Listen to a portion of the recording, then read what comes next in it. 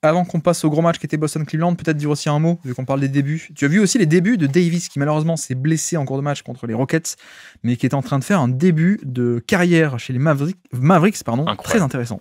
Incroyable, vraiment la première mi-temps, même le premier carton, si on veut être très précis, le premier carton d'Anthony Davis est formidable.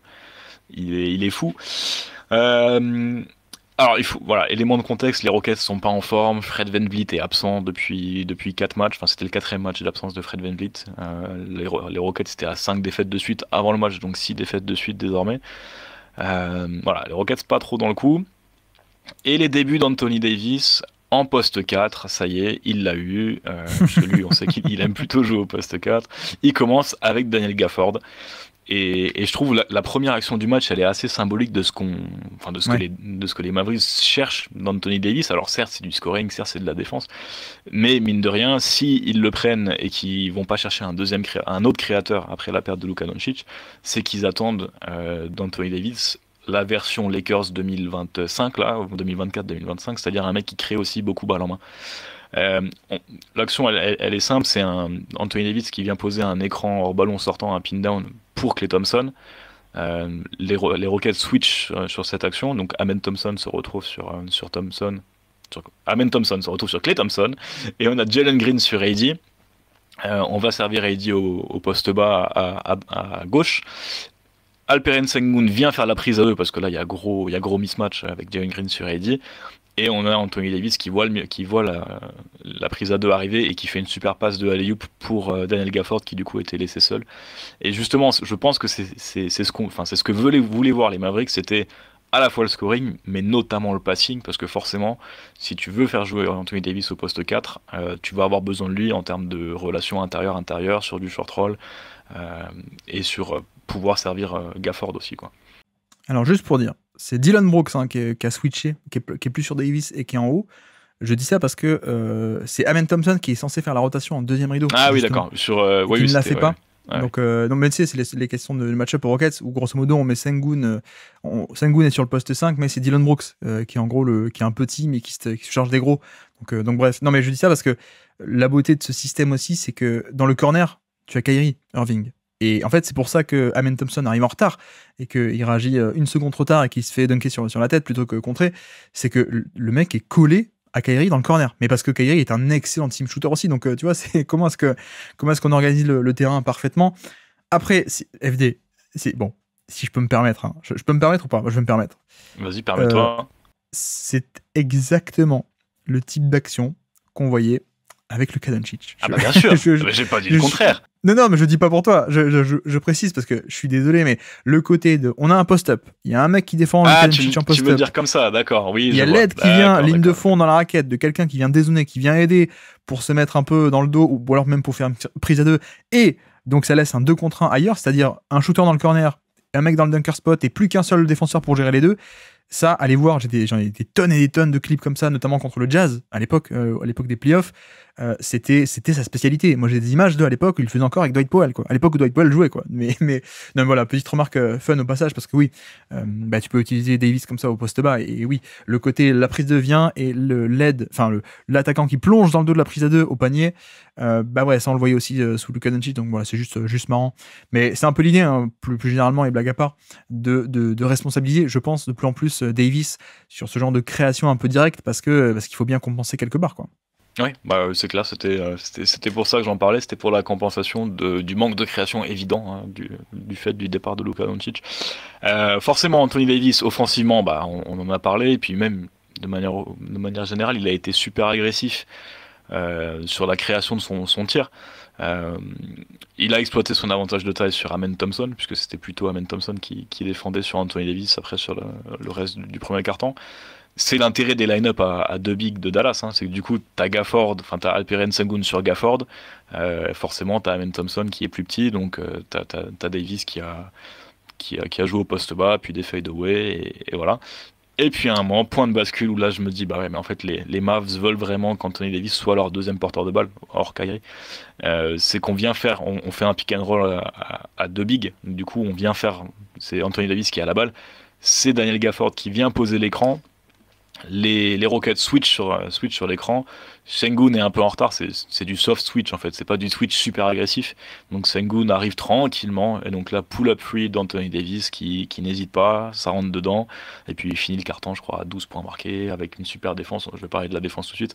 Mais voilà, c'était offensivement ce premier carton. Anthony Davis qui lui a montré un petit peu de ce dont il était capable et pourquoi c'est un top 10 NBA, notamment parce que son attaque est très bonne. Et voilà, du coup, les Mavs ont dû se dire, en fait, c'est bon, Luka Doncic, on n'en a pas vraiment besoin. Non, je pense pas. Mais c'était très Après, sympa.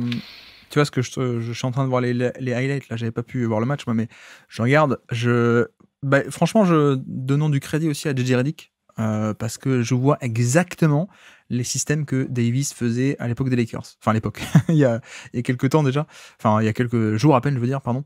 Mais tu vois, c'est exactement les systèmes que faisait Davis cette année, et c'était un des points cruciaux, central de Redick cette saison, c'était ma nouveauté, moi, le truc que je veux mettre en avant, plus que ça a été le cas auparavant, c'est Davis en porteur de balle. Voilà. Et donc, plein de systèmes. Tu as parlé du pick and roll avec Gafford, donc les pick and roll 45, le poste 4, le poste 5, les pick and roll entre gros, peut-être on peut l'appeler comme ça aussi parfois. Oui, on peut dire ça. Mais tu vois, il y a plein de systèmes. C'est les noms, on s'en fiche, hein, les touch 52, des trucs comme ça. C'est genre, t'as la balle dans le périmètre et t'enchaînes avec un pick and roll inversé. Sur l'aile, un side pick and roll inversé. Enfin, bref. En fait, je vois exactement les systèmes que faisait Redick avec Davis, qui était, encore une fois, ce que Redick voulait mettre en place, et ce qu'il avait commencé à mettre en place sur ce début de saison, c'était responsabiliser Davis en tant que porteur de balle. Donc, crédit à Redick et aussi crédit à Jason Kidd, qui arrive, qui reçoit Davis et qui dit, c'est quoi tes systèmes, on va faire les mêmes, quoi. On va mettre en place les mêmes systèmes. Et donc, Max Christie, qui est en poseur d'écran, ça tombe bien, parce qu'il le faisait déjà à côté Lakers, les deux ensemble, mais aussi du Spencer Dinwiddie, aussi du Irving. Donc, ouais, c'est cool, et je crois que, alors j'ai pas checké les stats, mais il me semblait que sur le début de saison, en plus, ça marchait pas mal, quoi. Tu vois, l'efficacité, notamment en porteur de balle sur pick and roll de Davis, on allait titiller des scores qui étaient très intéressants, pardon. Donc bien, parce que tactiquement, ça va rajouter un peu ce truc qu'on avait un peu, entre guillemets, découvert ou développé en début d'année aux Lakers. Ouais, totalement.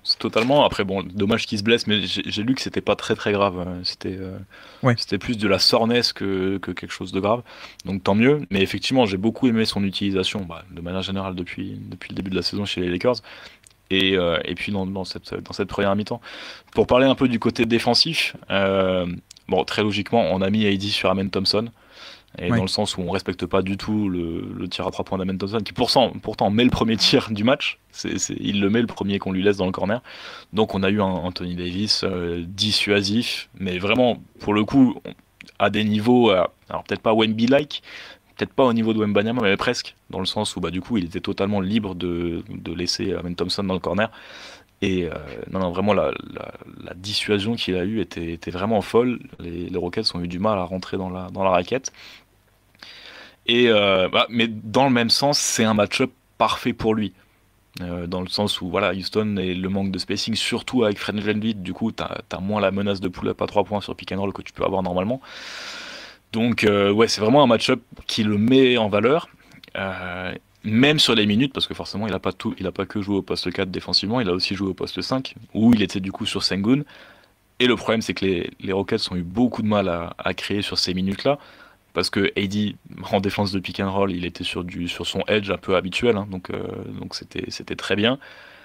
Et l'autre aspect, c'est que Sengun n'avait pas envie de jouer poste bas face à Anthony Davis, c'est l'aspect dissuasif aussi. Et que du coup, si tu enlèves l'attaque de poste bas d'Alperen Sengun à cette attaque de Houston qui a déjà pas Fred VanVleet, tu demandes à Jalen Green de créer, à Dylan Brooks de créer, même à Rich Shepard de créer.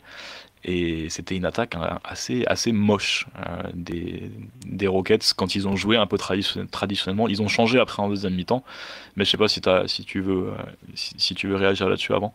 Non, mais effectivement, il y a, comment il s'appelle, Richie Parle, là, qui commence un peu à être dans la rotation, ce qui n'était pas le cas en début d'année, mais là, on l'a vu aussi contre les Knicks. Mais il y a un peu ce truc de, pour l'instant, il a des miettes, quoi. Il a des miettes, et s'il met pas trop ses 2-3 premiers tirs, voilà, quoi. Tu vas t'asseoir sur le banc, 7 minutes de jeu à peine, hein, sur le match. Mais non, moi, ce qui est intéressant, c'est qu'on avait parlé avec toi, vu que tu as fait l'hebdo la semaine dernière aussi. Si on avait parlé de Rockets contre Cavs, et le fait que les Cavs sont une équipe d'élite, et notamment très très bon en défense aussi, Mais il y avait ce côté de match-up et que les Rockets sont un excellent match-up, un excellent fit face aux Cavs parce que eux ils ont un côté rentre dedans quoi. Je vais te casser la bouche, très agressif quoi. Vraiment même dans l'exécution de leur schéma, même pas schématiquement, mais dans l'exécution des schémas, très agressif, beaucoup de lancers francs, aller au panier, leur bon offensif et dans le duel, etc. Et c'est vrai que ça, tu vois, pour le coup, je trouve que c'est aussi. Enfin, Dallas, c'est l'inverse. Dallas, c'est pas les Cavs. Dallas, c'est pas léger, c'est pas tu peux te faire manger. Dallas, c'est très costaud, quoi. Donc, t'as Gafford et Davis qui sont à 9 contre sur ce match-là, je vois. Mais voilà, Gafford, tu le bouscules pas. Davis aussi. PJ Washington. Enfin, on a vraiment, je trouve, à faire un fit qui, pour le coup, était parfait pour contrer un peu ce style des Rockets. Les Rockets, on le sait, il n'y a pas une création sur demi-terrain qui va être fabuleuse, du fond de jeu, de la création, beaucoup de tirs ouverts, etc. C'est quand même, je caricature, hein, mais c'est quand même beaucoup de rentre dedans et d'aller agresser l'adversaire et ce genre de choses. Bah là, tu tombes contre une équipe de Dallas qui peut répondre sur ce côté défi physique, entre guillemets, je caricature beaucoup, mais sur cet aspect-là, et tu peux pas leur rentrer dans la gueule aussi facilement que les Cavs, en un sens.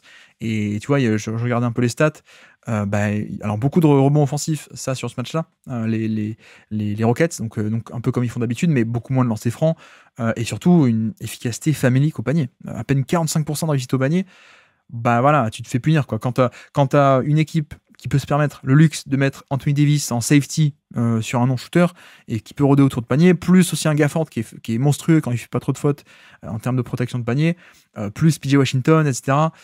Voilà, je pense qu'une équipe comme Dallas a le type de défense qui peut mettre à mal et faire un peu ressortir finalement les défauts de l'attaque des Rockets, ce qui est sympa, mais imparfaite, quoi.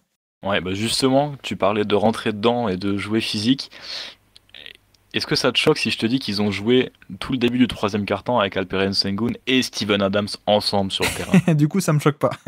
Parce qu'ils se sont dit, on se fait bouffer à l'intérieur. Pour le coup, c'était vrai. Enfin, ils se faisaient bouffer en tout cas par les intérieurs Gafford et Anthony Davis. Du coup, Ime Udoka, il dit quoi? Bon, allez, on va mettre de la viande sur le terrain. Les deux jouent ensemble et ça fonctionne plutôt bien parce que ça limite vraiment l'accès au cercle des Mavs, qui du coup le pick and roll est moins efficace. Parce que tu as toujours un des deux qui est en safety.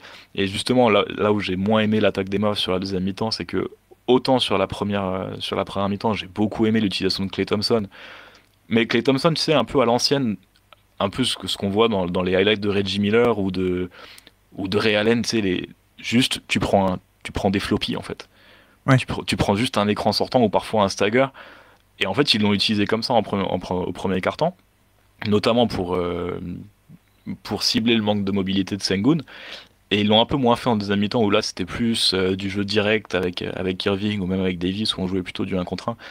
Et du coup, ils ont eu du mal à justement s'ajuster au fait que tu avais Sengun et Adam sur le terrain, donc la raquette était un peu plus bouchée, et ils les ont pas trop mis en mouvement. Et de l'autre côté, du coup, tu avais Anthony Davis qui était mis sur Steven Adams. Et du coup, Sengun s'est régalé au poste bas face à Daniel Gafford dans 1 contre 1, là où plus classiquement, c'est un peu l'attaque des Rockets, de mettre la balle à Sengun, et puis après, il sait comment gérer une aide, mais il sait aussi quand il faut y aller en 1 contre 1. Donc non, c'était effectivement un match super physique, avec beaucoup de rebonds offensifs qui s'expliquent par le fait que tu avais Sengun et Adams sur le terrain pendant longtemps aussi en deuxième mi-temps. Mais tu l'as dit, et je veux juste, excuse-moi, c'est ma déformation professionnelle. Sur le match, si vous voulez voir un clinique d'arbitrage, on va dire un peu moderne, non mais vraiment, et là pour le coup, en bien je trouve, parce que sur le match, le nombre de contres ou de strips, tu sais, les mecs qui vont au panier, de déviation, qui se font taper la balle tant qu'elle est encore en bas, et en fait t'as l'impression qu'il y a faute, et tout le monde a l'impression qu'il y a faute, et tu regardes le ralenti, mais en fait il y a que le contact sur la balle.